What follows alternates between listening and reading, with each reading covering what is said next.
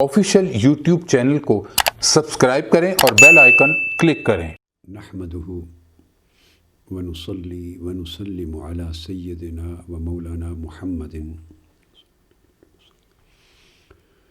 रसूलिहिन नबिय्यिल अमीनिल मकीनिल हनीनिल करीमिर रऊफिर रहीम। अम्मा बाद फ़अऊज़ु बिल्लाहि मिनश शैतानिर रजीम। बिस्मिल्लाहिर रहमानिर रहीम। वलौला फ़द्लुल्लाहि अलैका व रहमतुहु लहम्मत ताइफ़तुम मिनहुम अन युदिल्लूक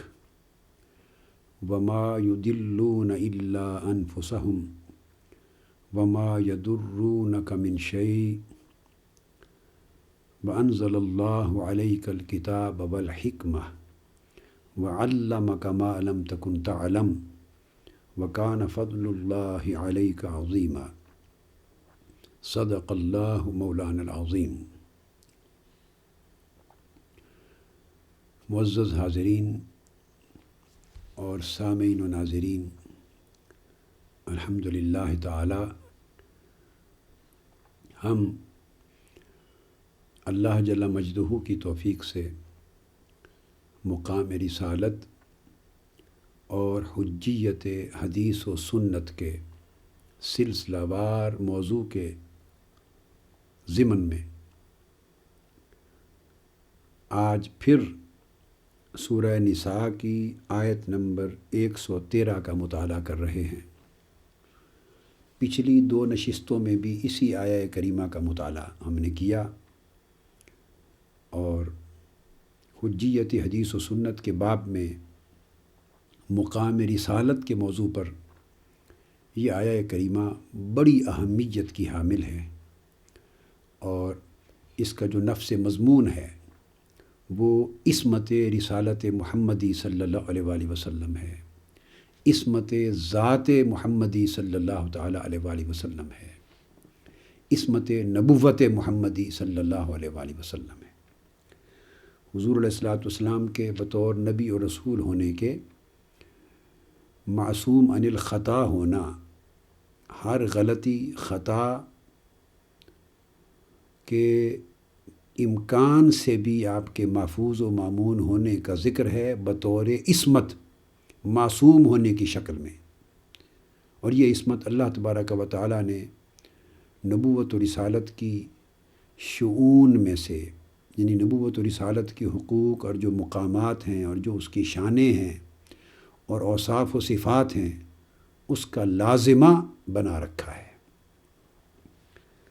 इसलिए अल्लाह रब्बुल इज़्ज़त का हर नबी मासूम होता है, जबकि औलियाए कराम, सहाबाए कराम से लेकर जुमला औलियाए कराम अल्लाह तबारक व तआला के फ़ज़ल और करम से महफूज होते हैं। अंबिया अलैहिमुस्सलाम की शान ये है कि वो मासूम होते हैं। तो ये आयत करीमा बुनियादी तौर पर हुज़ूर अलैहिस्सलाम की मासूमियत, आपकी इस्मत की बहुत बड़ी बैयन दलील और शहादत है। और ये इस बात पर फिर दलालत करती है चूँकि आपसे किसी गलती और ख़ता का सुदूर नामुमकिन है, आप कोई हुक्म और कोई फ़ैसला हदीस और सुन्नत की शक्ल में गलत सादिर फरमा ही नहीं सकते। ये आपकी शान इस्मत नबुव्वत है। इस वजह से आपका हर फरमान, हर हदीस और हर सुन्नत क़यामत तक गलती और ख़ता से पाक और मुबर्रा होने की वजह से उम्मत के लिए लाजिम और हुज्जत है। इस आयत करीमा के तहत मैंने जैसा कि कल पिछली नशिस्त में, दो नशिस्त कबल अर्ज़ किया था कि इसकी तफसीर, मैं जो कुरान मजीद की पूरी तफसीर लिख रहा हूँ, अल-फुतूहातुल मदनिया, ये कोई 17 जिल्दों पर मुश्तमिल है, मजमूई तौर पर 17 जिल्दों पर मुश्तमिल है। 5 से 7 जिल्दें सूरह फ़ातिहा की तफसीर पर हैं, 5 से 7 जिल्दें सूरह फ़ातिहा पर हैं सिर्फ़, और 12 जिल्दें कम व बेश سورہ بقرہ سے والناس تک بقیہ قرآن مجید کی تفسیر ہے۔ اس تفسیر میں میں نے 150 سے پونے 200 خاص آیات کریمہ کا انتخاب کیا ہے، جن کے سمجھنے میں لوگوں کو مغالطہ لگا ہے اور شان نبوت محمدی صلی اللہ علیہ وآلہ وسلم یا شان رسالت کے بارے میں ان کے عقیدے میں گمراہی واقع ہوئی ہے اور عظمت رسالت کی معرفت میں کوتاہی واقع ہوئی ہے۔ ایسی آیات کو الگ سے منتخب کیا ہے اور یہ ایک تفسیر کی الگ کتاب ہوگی۔ ابھی وہ میرے پاس جتنا حصہ مکمل کر چکا ہوں وہ مخطوطے کی شکل میں ہے، اور میں نے دکھایا تھا یہ میرے سامنے میرا ہاتھ کا قلمی مخطوطہ ہے میری اس تفسیر میں سے۔ آج کی گفتگو پچھلی گفتگو کے اختتام کے ساتھ جوڑنے کے لیے یہ عرض کر رہا ہوں، جہاں پر جا کے پچھلی گفتگو ختم کی تھی کل کی نشست میں، وہ یہ تھی کہ جب قاعدہ اور کلیہ عربی زبان و ادب کا، بلاغت کا، نحو کا یہ ہے کہ جب لو لا آ جاتا ہے، پہلے ہم نے حرف لو پر بات کی تھی کہ لو شرطیہ ہے، مصدریہ نہیں ہے، اور جب لو شرطیہ ہوتا ہے تو اس کے بعد 2 جملے ہوتے ہیں، ایک جملہ بطور شرط وارد ہوتا ہے، دوسرا جملہ اس کے صلہ اور نتیجہ کے طور پہ وارد ہوتا ہے۔ ایک جملے کی حیثیت گویا شرط کی، کاز کی ہوتی ہے، اور اس کے ساتھ دوسرا جملہ جو متصل ہوتا ہے، جیسے لہمت طائفتن، لام کے ساتھ پھر آگے شروع ہوا، تو وہ جملہ ایفیکٹ ہوتا ہے۔ پہلا جملہ حرف لو کے بعد گویا ریزن ہوتا ہے اور اگلا جملہ اس کا ریزلٹ ہوتا ہے، تو اس کو شرط اور صلہ، شرط اور نتیجہ کہتے ہیں، کاز اور ایفیکٹ کہتے ہیں۔ تو 2 جملے اکٹھے آتے ہیں، اور اکٹھے لانے کا مقصد یہ ہوتا ہے کہ اگر شرط پوری ہو تو تب ہی اگلا جملہ جس میں اس کا نتیجہ بیان کیا گیا ہے، اس اگلے جملے میں بیان کردہ نتیجے کے وجود میں آنے کا امکان ہوگا، اور اگر شرط ہی پوری نہیں ہوئی، کاز ہی واقع نہیں ہوئی، تو لا محالہ اس کا ایفیکٹ اور اس کا رزلٹ کبھی بھی وجود میں نہیں آ سکتا۔ اور آخر پہ یہ بات کہی تھی، یہ میں نے تفصیل کے ساتھ ائمہ لغت، ائمہ نحو، ائمہ بلاغت کے حوالہ جات دے کے تمام ریفرنسز کے ساتھ، اس میں سیبویہ کے حوالہ جات اور ابن عقیل کے حوالہ جات اور ابن مالک کے حوالہ جات اور ابن ہشام کے جو ائمہ لغت اور ائمہ نحو اور ائمہ بلاغت ہوئے ہیں، ان کے ریفرنسز دے کے عربی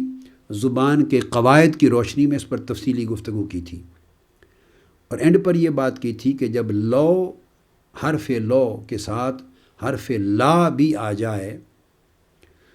جیسا کہ آیا لو لا فضل اللہ علیک ورحمتہ، تو جب 2 حرف اکٹھے ہو جائیں تو اس کا معنی یہ بن جاتا ہے کہ اگر ایسا نہ ہوا ہوتا جو کہ اس شرط میں بیان ہوا ہے، اگر یہ واقعہ نہ ہوا ہوتا، ایسا نہ ہوا ہوتا، تو پھر وہ نتیجہ پیدا ہوتا جس کا ذکر آگے آ رہا ہے۔ تو اب لو لا فضل اللہ علیک ورحمتہ کا معنی یہ بن گیا کہ اے حبیب مکرم صلی اللہ علیہ وآلہ وسلم، اگر آپ پر اللہ کا فضل اور اللہ کی رحمت نہ ہوئی ہوتی، اور فضل سے مراد حضور علیہ السلام کو نبوت اور رسالت سے نوازا جانا ہے، اور رحمت سے مراد حضور علیہ السلام کو شان عصمت سے نوازا جانا ہے، آپ کا معصوم بنایا جانا ہے۔ یہ جملہ تفاسیر میں ہے، اس کے میں درجنوں بیسیوں ریفرنسز پچھلی گفتگو میں ائمہ تفسیر کے حوالے سے اور صحابہ سے تابعین، تبع تابعین تک بیان کر چکا ہوں۔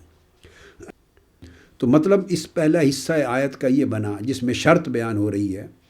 کہ اے حبیب مکرم، اگر اللہ رب العزت نے آپ کو فضل نبوت سے اور رحمت عصمت سے نہ نوازا ہوتا، یعنی اگر آپ اللہ کے فضل سے اللہ کے نبی اور رسول نہ ہوتے، اور اللہ کی رحمت سے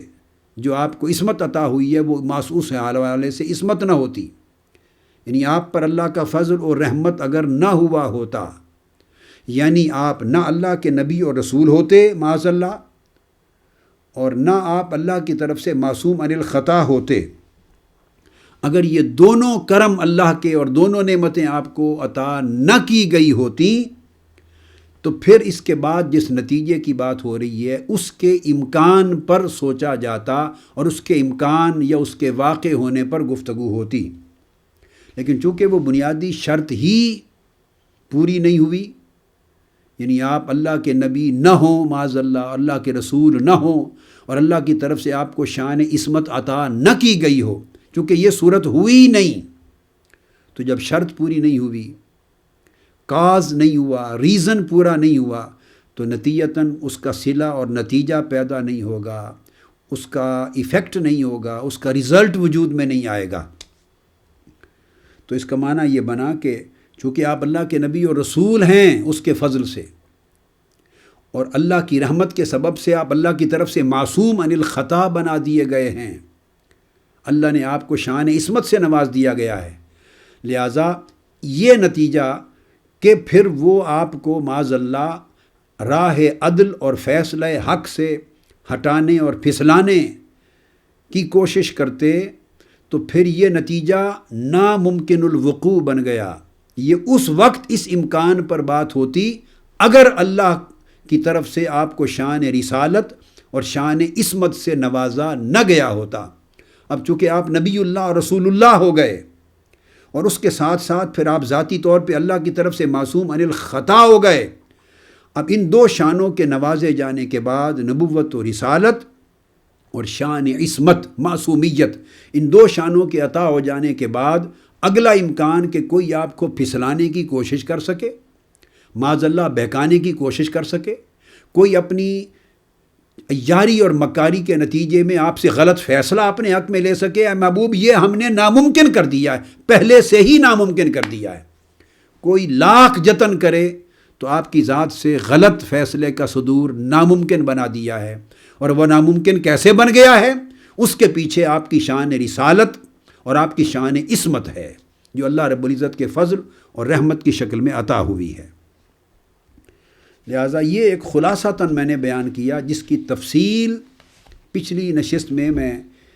تمام حوالہ جات کے ساتھ بیان کر چکا ہوں، صرف پچھلی گفتگو کے ساتھ آج کی گفتگو کا ربط جوڑنے کے لیے، تاکہ جو آج سن رہے ہیں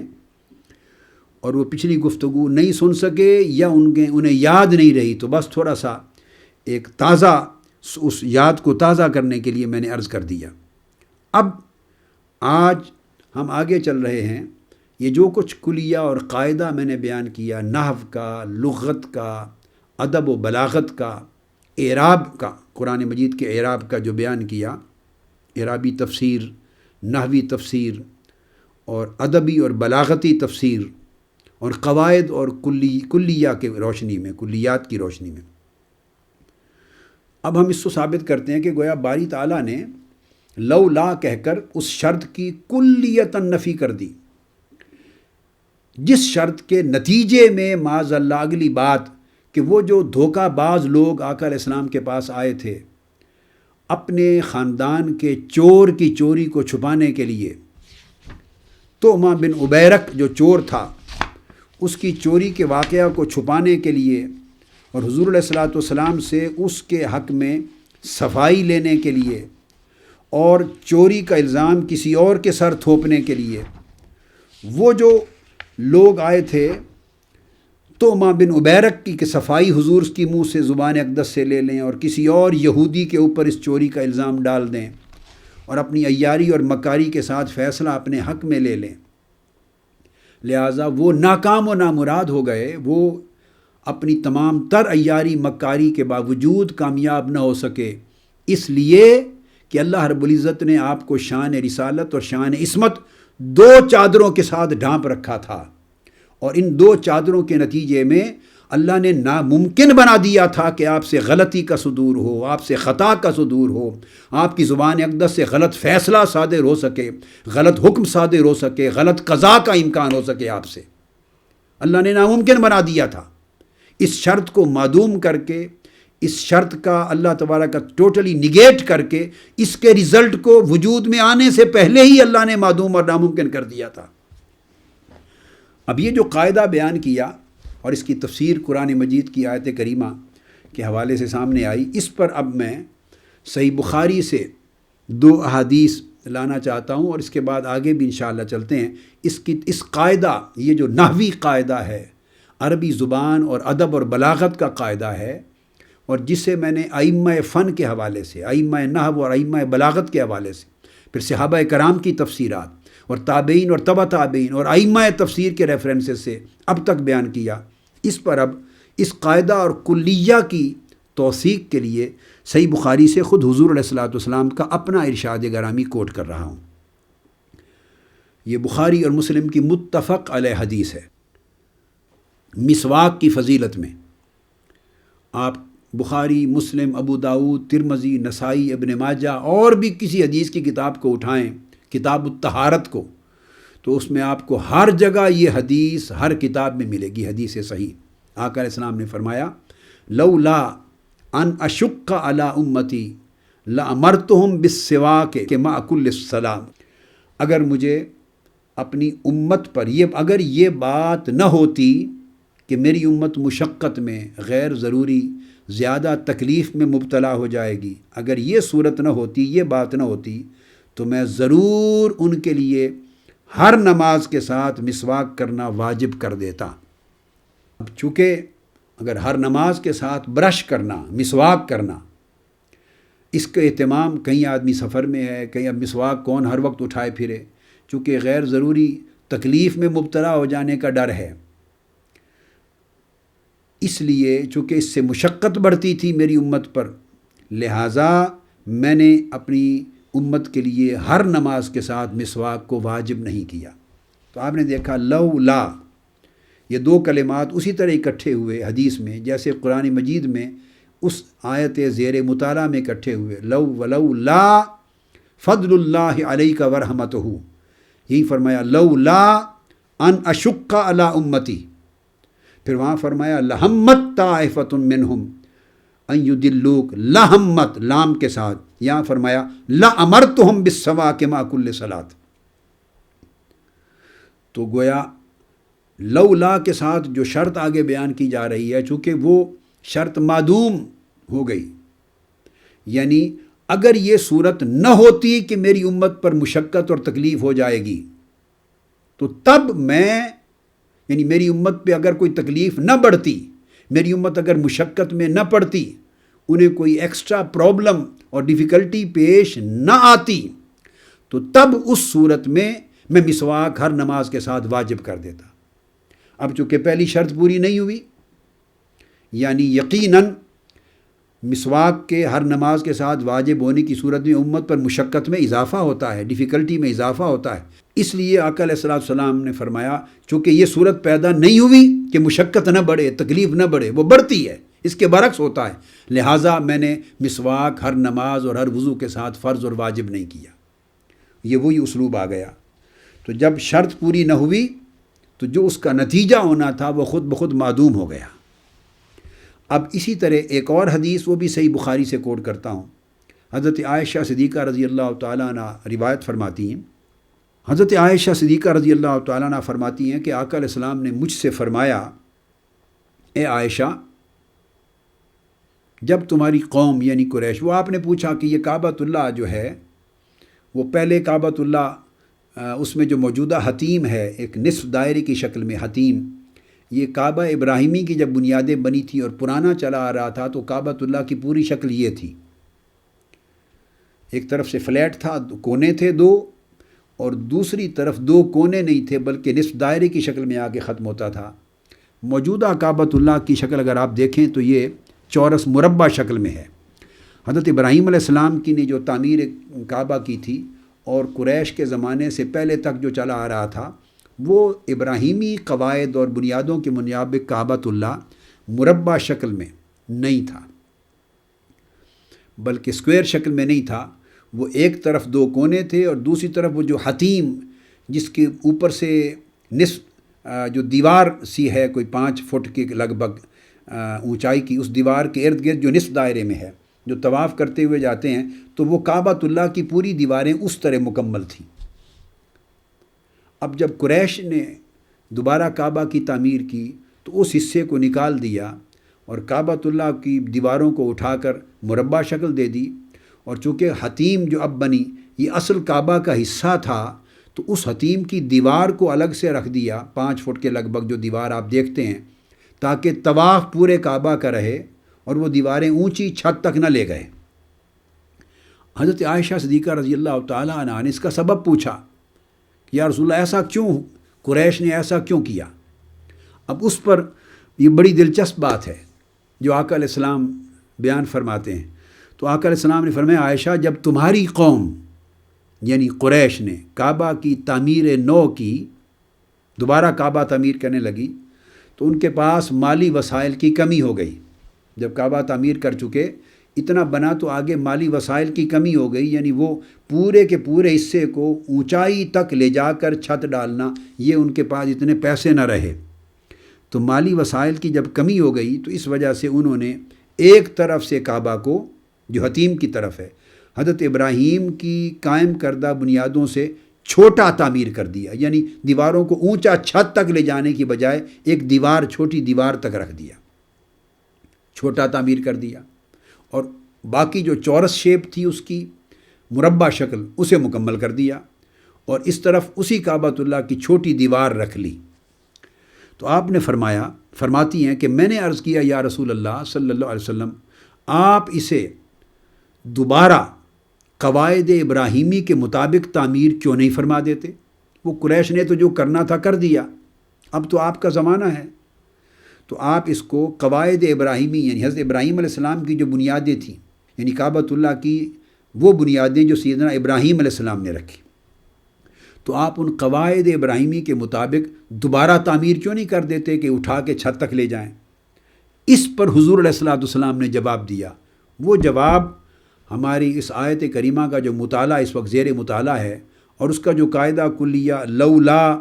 اور آگے لام لامرتہم یا لہمت کے ساتھ آ رہی ہے، اس کو بیان کر رہی ہے وہ حدیث۔ تو آقا علیہ السلام نے جواب دیا اور فرمایا قال لولا حدثان قومک بالکفر لفعلت، اے عائشہ اگر تمہاری قوم کے کفر کا زمانہ ابھی ماضی قریب میں نہ گزرا ہوتا تو میں جو تم کہہ رہی ہو ایسا ضرور کر دیتا۔ ارشاد فرمایا کہ تمہاری قوم کا زمانہ ابھی تازہ کفر چھوڑ کے وہ اسلام میں داخل ہوئے ہیں، اور ان کے کفر کا زمانہ ابھی بالکل ماضی قریب میں ہے، وہ بھولے نہیں ہیں جب انہوں نے تعمیر کیا تھا کعبہ تو یہ حصہ چھوڑ دیا تھا، اور مالی وسائل کی کمی کی وجہ سے صرف اس کو مربع شکل دے دی تھی۔ اب کئی لوگوں کو اس کا سبب بھی معلوم نہیں، نئی جنریشن بھی آ گئی ہے، کئیوں کو اس کا سبب معلوم نہیں کہ یہ کیوں چھوڑ دیا انہوں نے، اور ایک طرف نصف دائرے کی شکل میں دیواریں بنا دیں اور ایک طرف مربع شکل میں پوری دیواریں اوپر اٹھا تک چھت تک لے گئے، تو کئی لوگوں کو تو یہ معلوم ہی نہیں۔ تو جو نئی جنریشن ہے جنہوں نے یہ صورت دیکھی غالباً وہ یہ سمجھتے ہوں گے کہ کعبہ ابراہیمی قواعد کے مطابق اسی طرح تھا جس طرح ہماری قوم نے تعمیر کیا تھا، ان کو تو بیک گراؤنڈ معلوم نہیں ہوگی۔ تو اشارہ فرما رہے ہیں کہ تمہاری قوم کا زمانہ کفر جو ہے جس سے وہ نکل کے آئے ہیں اور اسلام قبول کیا ہے وہ ابھی ماضی قریب میں ہے، بہت دور نہیں۔ تو ماضی قریب میں انہیں معلوم ہے کہ ہماری قوم نے کعبہ جب دوبارہ تعمیر کیا تو اس طرح تعمیر کیا تھا، تو میں اگر اس کو گرا دوں اور گرا کے پھر اس ترتیب نئی کے ساتھ تعمیر کروں تو ان کے ذہن میں وہی بات ہوگی جو کہ ماضی قریب میں وہ تعمیر کا واقعہ گزرا ہے کہ کعبہ کی تعمیر یوں ہوئی تھی، وہ سمجھیں گے کہ شاید میں نے بدل دیا ہے تعمیر کعبہ کے اصول کو اور قواعد کعبہ کو، بنیادوں کو بدل دیا ہے۔ تو اس لیے فرمایا لولا حدثان قومک بالکفر لفعلت، تو دیکھا آپ نے کہ حدیث کے شروع میں وہی 2 کلمات لولا آئے اور اس کے بعد شرط آئی لولا حدثان قومک بالکفر، اور جب صلہ اور نتیجہ بیان کیا تو فرمایا لفعلت۔ تو اگر ان کا زمانہ کفر ماضی قریب میں نہ گزرا ہوتا تو پھر لفعلت میں ایسا ضرور کر دیتا۔ اب چونکہ شرط پوری نہیں ہوئی، یعنی ماضی قریب میں ہی وہ گزرا ہے تعمیر کعبہ کا واقعہ، اور یہ لوگ ابھی بھولے نہیں ہیں کہ ہم نے کعبے کی تعمیر یوں کی تھی، ماضی قریب میں گزرا ہے، تو چونکہ شرط یہ پوری نہیں ہوئی تو کہا کہ اگر ماضی قریب میں نہ گزرا ہوتا، بہت پرانی بات ہو چکی ہوتی اور انہیں ایکچولی معلوم نہ ہوتا کہ ہماری قوم نے کعبے کی بنیادیں کس بنیاد پہ کس شیپ میں رکھی تھی، تو اگر ماضی قریب میں نہ گزرا ہوتا تو میں ضرور ایسا کر دیتا۔ اب چونکہ ماضی قریب میں ہے سو شرط پوری نہیں ہوئی، اس وجہ سے میں دوبارہ گرا کے اس کو نئی تعمیر نہیں کرتا، چونکہ وہ ان کے ذہن منتشر ہو جائیں گے اور مغالطے میں مبتلا ہو جائیں گے، کئی بہک جائیں گے، کئی پھر جائیں گے، اعتراض ان کے ذہنوں میں آئے گا کہ یہ کعبے کو گرا کے وہ جو چلا آ رہا ہے نظام، جو تعمیر کعبہ کی بنیادیں گرا کے تو اس کی شکل کو چینج کر دیا ہے، تو یہ ایک بحث اٹھ کھڑی ہوگی، اس لیے میں ایسا نہیں کرتا۔ تو چونکہ شرط پوری نہیں ہوئی لولا کے بعد، لہٰذا اس کا نتیجہ معدوم ہو گیا، فرمایا میں اس وجہ سے نہیں کرتا، تو نتیجے کو نگیٹ کر دیا۔ اب اسی طرح دوسری روایت ہے، اس میں بھی آقا علیہ الصلوۃ والسلام کے کلمات ارشاد جو فرمایا یہ ہیں، فرمایا لولا ان قومک حدیث عہد بجاہلیہ لامرت بالبیت فہدم فادخلت فیہ ما اخرج منہ فادخلت فیہ ما اخرج منہ۔ تو فرمایا عائشہ لولا ان قومک حدیث عہد بجاہلیہ، وہ وہی بات ہے، اگر یہ جو دور جاہلیت ہے وہ اگر تمہاری قوم کا وہ زمانہ قریب نہ ہوتا، بالکل حدیث عہد بجاہلیہ، دور جاہلیت جس میں سے وہ نکلے ہیں وہ بالکل قریب کا زمانہ نہ ہوتا، تو پھر لامرت بالبیت فہدم، تو اس صورت میں میں حکم دے دیتا اس گھر کو گرا دیے جانے کا، فادخلت فیہ ما اخرج منہ، اور میں اس میں وہ حصہ داخل کر دیتا جو خارج کر دیا گیا ہے، یعنی دیوار کی شکل میں رکھ لیا گیا ہے، میں وہ بھی سارا ان کی دیواریں اٹھا کر چھت تک لے جاتا۔ اب ارشاد فرماتے ہیں کہ چونکہ زمانہ جاہلیت قریب کے دور میں ہے، شرط یہ تھی کہ اگر قریب کے دور میں نہ ہوتا، یعنی یہ بھول چکے ہوتے کہ ہماری قوم نے کن بنیادوں پر تعمیر کیا تھا، کب تعمیر ہوا تھا، اگر یہ بھول چکے ہوتے تو پھر یقیناً میں اسے منہدم کرنے کا حکم دیتا، اور جو اس وقت تعمیر کے وقت خارج کر دیا گیا تھا اور اب حتیم کعبہ ہے اسے بھی میں چار دیواری میں شامل کر دیتا۔ لیکن چونکہ زمانہ جاہلیت قریب ہے، شرط پوری نہیں ہوئی، یہ وجہ ہے، ان کو یاد ہے، یہی وجہ ہے، اب اس کا نتیجہ معدوم ہو گیا، تو میں اس کو گرانا نہیں چاہتا، اور حضور نے نہیں گرایا اور اس کو برقرار رکھا۔ تو اب یہ دو احادیث یہ میں نے اس لیے بیان کی تاکہ اس سے جو قاعدہ اور کلیہ لغت کا، نحو کا اور ادب و بلاغت کا تھا وہ ثابت ہو جائے زبان رسالت معاب صلی اللہ علیہ وآلہ وسلم سے۔ تو معلوم ہوا کہ لولا کے بعد جس شرط کا ذکر کیا جاتا ہے، جیسا کہ ان دو حدیثوں میں ذکر کیا گیا کہ اگر تعمیر کعبہ کا زمانہ ماضی قریب میں نہ ہوتا تو پھر میں گرا دیتا، اور اگر وہ شرط پوری نہیں ہوئی یعنی ماضی قریب میں ہے، شرط یہ تھی کہ ماضی قریب میں نہ ہوتا، اس کا دور ماضی بعید میں بہت دور گزر چکا ہوتا پہلے، وہ شرط تھی، اگر وہ شرط پوری نہیں ہوئی تو پھر جو آقا علیہ السلام کا فرمان لفعلت کہ میں اس کو گرانے کا حکم دے دیتا، یا لامرت بالبیت فہدم تو میں اس گھر کو گرانے کا حکم دے دیتا، لہٰذا وہ نتیجہ پورا نہیں ہوا۔ تو شرط اگر معدوم ہو جائے، شرط اگر پوری نہ ہو اور شرط کا وجود اگر ثابت نہ ہو تو کبھی بھی قاعدہ یہ ہے قرآن کا، حدیث کا اور عربی نحو اور لغت اور ادب اور بلاغت کا، ہر زبان کا قاعدہ اور قرآن اور حدیث کا بھی یہی ہے کہ اگر شرط پوری نہ ہو تو نتیجہ کبھی بھی وجود میں نہیں آتا، اگر شرط معدوم ہو تو نتیجہ از خود نان ایگزسٹنٹ ہوتا ہے، اگر شرط پوری نہ ہو تو نتیجے کو کبھی بھی وجود نہیں ملتا۔ اب یہی قاعدہ اس آیت کریمہ میں اللہ رب العزت نے بیان کیا ہے، اور ابن مالک نے الفیہ میں اس پر شعر بھی یہی کہے ہیں، اور وہ کہتے ہیں لولا ولو ما یلزمان الابتداء اذا امتناعا بوجود عقدا، یہ ابن مالک کا شعر ہے الفیہ میں، اسی جو میں نے ساری تفسیر اور شرح بیان کی ہے اس کو انہوں نے شعر میں اس قاعدے کو بیان کیا۔ ابن ہشام نے بھی اسی وجہ سے حرف لو کے بارے میں یہ لکھا ہے، جو امام نحو اور امام بلاغت ہیں وہ کہتے ہیں کہ جب حرف لو آتا ہے، اور خاص طور پہ پھر یہاں تو لو کے بعد حرف لا نفی کا آ گیا ہے اور لو لا جمع ہو گئے ہیں، تو وہ کہتے ہیں جب یہ حرف شرطیہ آتا ہے پھر لا ساتھ لا لگ جاتا ہے تو یہ انکار کو ضروری، بدیہی، قطعی اور لازمی طور پر ثابت کرنے کے لیے آتا ہے، یعنی نگیشن، ڈینائل، اس چیز کا انکار کیا جا رہا ہے اس انکار پہ مہر تصدیق ثبت کرنے کے لیے آتا ہے، اس کو ضروری کرنے کے لیے آتا ہے۔ انکار یعنی جس چیز کو معدوم کیا جا رہا ہے کہ اب یہ نتیجہ پیدا نہیں ہوگا، اس نتیجے کا امکان بھی ممکن نہیں رہا، اس نتیجے اور اس صلے کا وجود ناممکن ہو گیا ہے، سو اس ناممکن کو ضروری کرنے کے لیے، قطعی کرنے کے لیے، لازمی کرنے کے لیے اور اس امتناع کو بدیہی کرنے کے لیے یہ حرف شرطیہ لو لا آتا ہے۔ تو جب لو لا آ گیا تو اس کے بعد جو بات ہے لَهَمَّتْ طَائِفَةٌ مِّنْهُمْ مَن يُضِلُّوكَ، کہ اگر اللہ کی رحمت اور اللہ کے فضل سے آپ کو نبوت اور رسالت اور عصمت عطا نہ کی گئی ہوتی، معاذ اللہ، شرط تو یہ تھی، اب چونکہ یہ شرط لو لا کے ساتھ پوری نہیں ہوئی، معدوم ہو گئی، اللہ نے حضور کو نبوت کی چادر سے بھی نوازا، شان رسالت سے بھی نوازا اور شان عصمت سے بھی نوازا، چونکہ اس شرط کے برعکس ہو گیا، شرط پوری نہیں ہوئی، لہذا اس شرط نے جو نتیجہ پیدا کرنا تھا کہ خطا کے امکان پر سوچتے کہ کیا خطا کا امکان پھر حضور سے صادر ہونے کے بارے میں ہے یا نہیں، فرمایا وہ تو تب بات ہوتی اگر شرط پوری ہو جاتی، تو شرط چونکہ لولا کے ساتھ نفی ہو گئی، اس کا امتناع ہو گیا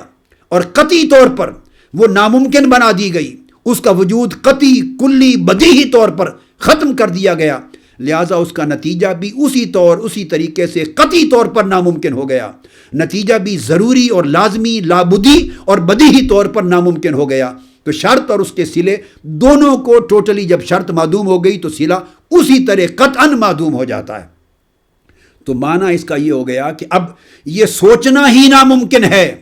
کہ کبھی کسی وقت، کسی حال میں، کسی معاملے میں کبھی ایسا ہو سکتا ہے کہ آقا علیہ السلام کی زبان سے غلط بات صادر ہو جائے، حضور کی ذات اقدس سے خطا صادر ہو جائے، آقا علیہ السلام کوئی غلط حکم دے بیٹھے معاذ اللہ، اور آپ کوئی غلط سنت اور غلط حدیث اور شریعت میں امت کو دے بیٹھے۔ نہیں، ایسی خطا کا صدور، ایسی غلطی کا صدور، ایسے غلط فیصلے کا صدور، غلط حکم کا صدور، غلط سنت اور غلط حدیث کا معاذ اللہ صدور حضور علیہ السلام کی ذات اقدس سے اللہ رب العزت نے اس طرح ناممکن بنا دیا ہے جس طرح حضور کی ذات سے نبوت اور رسالت کو جدا کرنا ناممکن بنا دیا ہے۔ جیسے آقا علیہ السلام کی ذات اقدس سے نبوت جدا نہیں ہے، رسالت جدا نہیں ہے، عصمت جدا نہیں ہے، اسی طرح حضور کی ذات اقدس کے ساتھ کسی خطا اور غلطی کو منسوب کرنا بھی ناممکن ہے۔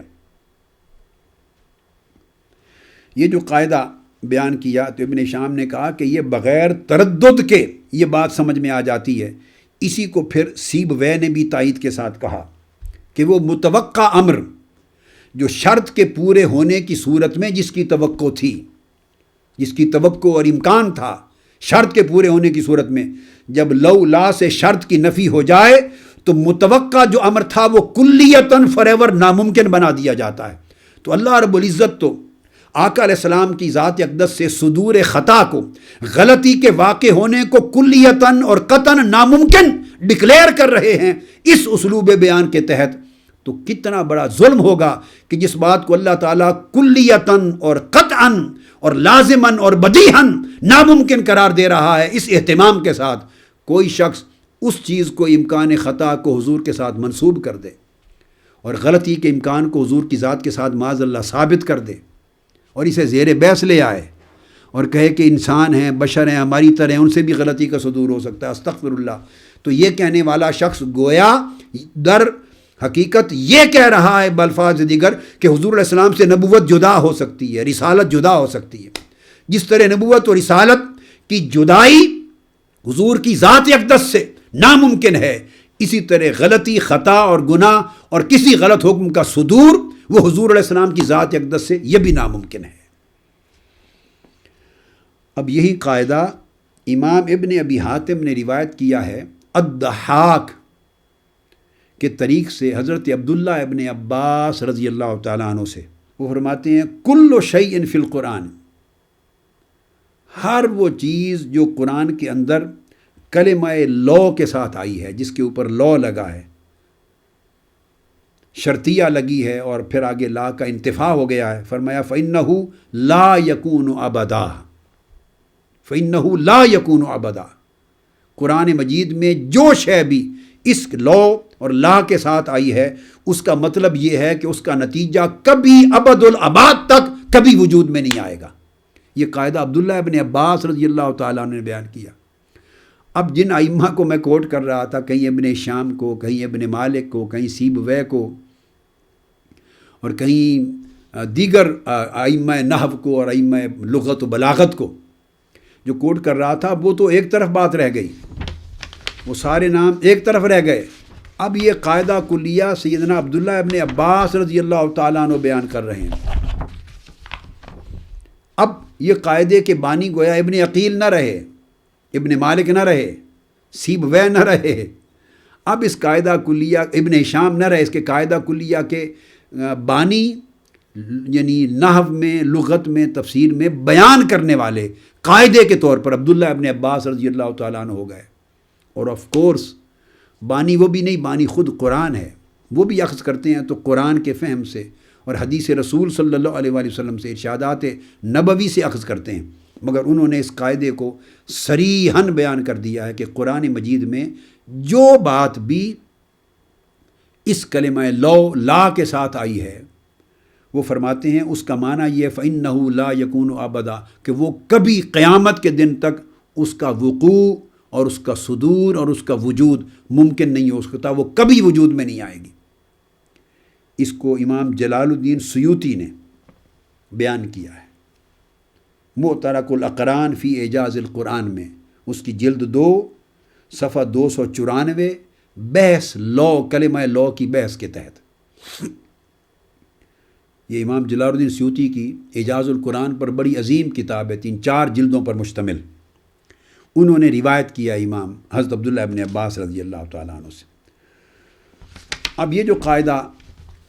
اب اس کو ہم قرآن مجید کی آیتوں سے، اب میں نے 2 حدیثیں کوٹ کی تھیں، اب اس پر قرآن مجید کی 2 آیتیں کوٹ کرتے ہیں مزید، اسی قاعدے کو سمجھانے کے لیے، تاکہ پتہ چلے کہ آقا علیہ السلام کی عصمت کو جب اللہ نے بیان کیا تو کیا اسلوب اختیار کیا، اور جو اسلوب اللہ نے اختیار کیا حضور کی شان عصمت کو بیان کرنے کے لیے اور عظمت رسالت کو بیان کرنے کے لیے، اور آپ کی ذات اقدس اور آپ کے ہر فرمان اور فیصلے کو ہر غلطی اور خطا سے محفوظ و مامون ڈکلیئر کرنے کے لیے جو اسلوب انداز بیان اللہ رب العزت نے عطا کیا، بیان کیا، اختیار کیا، وہ انداز بیان کسی اور جگہ بھی قرآن میں ہے۔ تو آئیے قرآن مجید میں ارشاد فرمایا، اللہ تبارک و تعالیٰ نے اپنی وحدانیت کا ذکر کرتا ہے، اللہ رب العزت نے اپنی وحدانیت کی دلیل دی اور یہی اسلوب اپنایا۔ ارشاد فرمایا لو کان فیہما آلہۃ الا اللہ لفسدتا، وہ کلمہ لو کے بعد شرط لگائی اور لفسدتا لام کے بعد صلہ دیا، جیسے فرمایا فضل اللہ علیک ورحمتہ لہمت طائفۃ، ارشاد فرمایا کہ لو کان فیہما آلہۃ الا اللہ لفسدتا، اگر زمین و آسمان میں اللہ کے سوا کچھ اور بھی خدا ہوتے، اللہ کے سوا کچھ اور بھی معبود اور الہ ہوتے، یہ شرط ہے۔ لو چونکہ کلمہ شرط ہے نا، تو اس کے بعد یہ شرط آ گئی کہ اگر زمین و آسمان میں اللہ کے سوا کچھ اور بھی معبود اور خدا ہوتے تو لفسدتا، تو یقیناً زمین و آسمان آپس میں ٹکرا جاتے، ٹکرا چکے ہوتے اور تباہی کا شکار ہو چکے ہوتے۔ کہ اگر اللہ کے سوا ایک سے زائد خدا ہوتے تو ہر خدا قادر ہوتا، ہر خدا اس کی پوری اتھارٹی ہوتی، وہ چاہتا کہ سورج مشرق سے نکل رہا، ایک چاہتا مشرق سے نکلے، دوسرا چاہتا نہیں مغرب سے نکلے، ایک چاہتا مغرب میں ڈوبے، دوسرا چاہتا مشرق میں ڈوبے۔ میں زمین کا ایک جو حصہ ہے جہاں جس کو ہم طلوع اور غروب کہتے ہیں، اس اینگل سے بات کر رہا ہوں۔ ستاروں کے معاملات ہیں، سورج کے معاملات ہیں، چاند کے معاملات ہیں، سیارگان فلکی کے معاملات ہیں، زمین اور آسمان کی گردش کے معاملات ہیں۔ تو ہر خدا اپنی اتھارٹی یوز کرتا۔ اگر وہ ایک دوسرے کی بات مان لیتے تو وہ خدا نہ رہتے۔ جو دوسرے کی بات مان لے وہ تو اس کے تابع ہو گیا، اور جو تابع ہو گیا کسی کے وہ خدا نہ رہا۔ خدا تو وہ ہے کہ ہر کوئی اس کے تابع ہو، خدا تو وہ ہے جس کی پاور اور اتھارٹی ایبسولیوٹ ہو، خدا تو وہ ہے کہ جو حکم وہ جو چاہے وہی ہو جائے۔ تو وہ تو کوئی خدا کچھ چاہتا، کوئی کچھ چاہتا، کوئی مشرق کی طرف سے کچھ چاہتا، کوئی مغرب کی طرف چاہتا، کوئی زمین کو اوپر لے جانا چاہتا، کوئی آسمان کو نیچے لے جانا چاہتا۔ یہ آٹومیٹیکلی جب زیادہ خدا ہوتے اور سارے ایبسولیوٹ اتھارٹی کے مالک ہوتے اور ہر کسی کا منشا اور ہر کسی کی مشیت الگ الگ ہوتی، تو یقیناً انڈیپینڈنٹ مشیتوں کی وجہ سے وہ ٹکرا جاتے ان کے منصوبے۔ اس لیے فرمایا لفسدتا لو کان فیہما آلہۃ الا اللہ، اللہ کے سوا اور خدا بھی ہوتے۔ یہ کفار اور مشرکین سے کہا جا رہا ہے جو کئی خداؤں کو مانتے تھے۔ ان کو تعدد الہ، کئی خداؤں اور کئی معبودوں کو ماننے کا جو عقیدہ تھا شرک کا، ان کو بتایا جا رہا ہے۔ مثلا بارش ہے، ایک خدا چاہتا کہ آج بارش ہو، دوسرا چاہتا نہیں کہ آج سنی ہو یعنی دھوپ نکلے۔ ایک خدا چاہتا تھا آج اولے پڑیں، دوسرا خدا چاہتا نہیں آج موسم خوشگوار ہو جائے۔ ایک خدا چاہتا تھا ان مہینوں میں گرمی ہو، دوسرا خدا چاہتا نہیں مہینوں میں سنو فال ہو، سردی ہو۔ ایک خدا چاہتا کہ گرمی ہونی نہیں چاہیے، دوسرا چاہتا سردی ہونی نہیں چاہیے۔ ایک چاہتا خزاں ہو، دوسرا چاہتا بہار ہو۔ تو موسموں کا ٹکراؤ، زمین و آسمان کا ٹکراؤ، پورا نظام کائنات درم برم ہو جاتا۔ اس آیت کی طرف اللہ رب العزت نے اشارہ دیا ان لوگوں کو بات سمجھانے کے لیے جو ایک سے بڑھ کر کئی خداؤں کی پوجا کرتے ہیں، کئی معبود مانتے ہیں۔ بتایا جا رہا ہے کہ معبود کی شرط یہ ہے کہ وہ قادر مطلق ہو۔ معبود کی شرط یہ ہے کہ وہ جو چاہے کر دے، جو ارادہ کرے وہ ہو جائے، اس کی قدرت کاملہ اور مطلقہ ہو، اور وہ کسی کے تابع نہ ہو، کسی کے حکم کے تابع نہ ہو۔ اس کی اپنی اسکیم ہو دنیا اور کائنات کو چلانے کی۔ بچے پیدا ہونے لگے ہیں ایک ماں سے، تو ایک خدا چاہتا بیٹا پیدا ہو، دوسرا چاہتا نہیں اسی وقت اس کی بیٹی پیدا ہو۔ اب وہ کیا بنتی؟ تو سارا نظام قدرت اور نظام حیات انسانی تباہ و برباد ہو جاتا۔ اللہ رب العزت نے ایک بڑی ٹھوس عام فہم دلیل کے ساتھ کفار و مشرکین کے شرک کا رد کیا ہے کہ ایک سے زیادہ خداؤں کو ماننے والوں، اگر ایکچولی خدا زیادہ ہوتے تو دیکھو کیا یہ کائنات کا نظام اس طرح سمودلی چلتا؟ کیا زمین و آسمان، چاند اور ستارے، سورج اور چاند آپس میں ٹکرا نہ گئے ہوتے؟ ایک بڑی تباہی نہ آ گئی ہوتی؟ کیا تمہارا حیات انسانی اور تمہارے موسموں کا یہ نظام یکسوئی سے ایک سمیٹری کے ساتھ، ایک پورے ایک نظام کے ساتھ اس طرح چلتا؟ قطعاً نہ چلتا، سارے نظام آپس میں ٹکرا جاتے۔ تو یہ جو نظام نہیں ٹکرا رہے، یہ جو موسم اپنے اپنے نظام کے مطابق اپنے وقت پر آ رہے ہیں، رات اور دن اپنے وقت پر آ رہے ہیں، زمین و آسمان کی گردش اپنے اپنے وقت پر ہے، سورج چاند ستاروں اور سیاروں کی گردش اپنے وقت پر ہے، کوئی اپنا مدار چھوڑ کر دوسرے کے مدار میں نہیں گھستا، ٹکراتے نہیں ہیں۔ اس کا مطلب یہ ہے کہ کوئی ایک طاقت ہے جو انہیں اپنے منشا کے مطابق چلا رہی ہے، کوئی ایک قدرت ہے جس کے تحت سارے نظام ہائے کائنات چل رہے ہیں، کوئی ایک منشا ہے جو ایک وحدت ہے، جو وحدت کے مطابق چل رہے ہیں۔ اگر خدا زیادہ ہوتے تو منشاؤں کی کثرت ہو جاتی، ارادوں کا تعدد اور کثرت ہو جاتی، اور جب ارادوں کا تعدد اور کثرت ہوتی تو کثرتیں ٹکرا جاتی۔ یہ وحدت پر دلالت کرتی ہے، پورے کے پورے نظام کا یکسوئی کے ساتھ چلتے رہنا یہ وحدت پہ دلالت کرتا ہے۔ اب فرمایا چونکہ ایک اللہ کے سوا زیادہ خدا نہیں ہیں، لفسدتا، اس وجہ سے زمین و آسمان ٹکراؤ کا شکار نہیں ہوتے اور تباہ و برباد نہیں ہوتے، نظام کائنات چل رہا ہے۔ تو شرط چونکہ معدوم ہو گئی۔ شرط کیا ہے؟ کہ اللہ کے سوا اور کوئی خدا نہیں ہے، اللہ کے سوا کوئی قادر مطلق نہیں ہے، اللہ کے سوا کوئی زمین و آسمان کی کائنات اور نظاموں اور موسموں کو چلانے والا نہیں ہے۔ چونکہ ایک خدا ہے اور ایک سے زائد خدا نہیں، یہ شرط چونکہ معدوم ہو گئی، نگیٹ ہو گئی، سو لفسدتا، اس کے نتیجے میں جو فساد واقع ہونا تھا، ہلاکت اور تباہی کائنات کی، وہ خود بخود معدوم ہو گئی، یعنی ختم ہو گئی۔ تو قرآن مجید نے اللہ رب العزت نے اپنی توحید اور وحدانیت پر جو دلیل قائم کی، اس دلیل کے لیے بھی وہی اسلوب اپنایا جو آقا علیہ الصلوۃ والسلام کی شان اور عظمت رسالت اور شان عصمت بیان کرنے کے لیے اسلوب اپنایا، ایک ہی انداز رکھا۔ اپنی شان وحدانیت کے لیے کلمہ لو سے شرط اور لفظدہ کلمہ لام سے صلہ بیان کیا، اور اسی ایک منہج بیان اور اسلوب بیان کے ذریعے اللہ نے اپنی وحدانیت پر کے بیان میں قوت پیدا کی، تاکید پیدا کی اور قطعیت پیدا کی، تاکہ لوگوں کے ذہنوں میں بات بیٹھ جائے۔ یہی اسلوب حضور کی عظمت رسالت کے بیان میں اپنایا، یہی اسلوب حضور علیہ السلام کی شان عصمت کے بیان میں اپنایا کہ جس طرح میرے سوا کوئی اور خدا نہیں، اور یہ شرط پوری نہ ہونے کی وجہ سے کائنات صحیح چل رہی ہے، ٹکرانے سے بچ گئی، اسی طرح سن لو میرا محبوب شان نبوت و رسالت سے آراستہ ہے، اور میرے محبوب پر میری عطا سے شان عصمت کے ساتھ میرا محبوب پیراستہ ہے۔ تو رسالت اور عصمت کی دو شانیں میرے محبوب میں ہیں، چونکہ یہ معدوم نہیں ہوئی، اس لیے میرے محبوب سے کبھی کسی خطا کا صدور نہیں ہو سکتا، جیسے کائنات میں ٹکراؤ نہیں ہو سکتا۔ ہاں، پھر جب اللہ چاہے گا ٹکراؤ اور کائنات کو ختم کرنا تو اس کے امر سے پھر ایک وقت ختم ہوگی۔ اسی طرح قرآن مجید نے دوسری آیت بیان کی حضرت یونس علیہ السلام کے باب میں، سورہ الصافات آیت نمبر 143 اور 144۔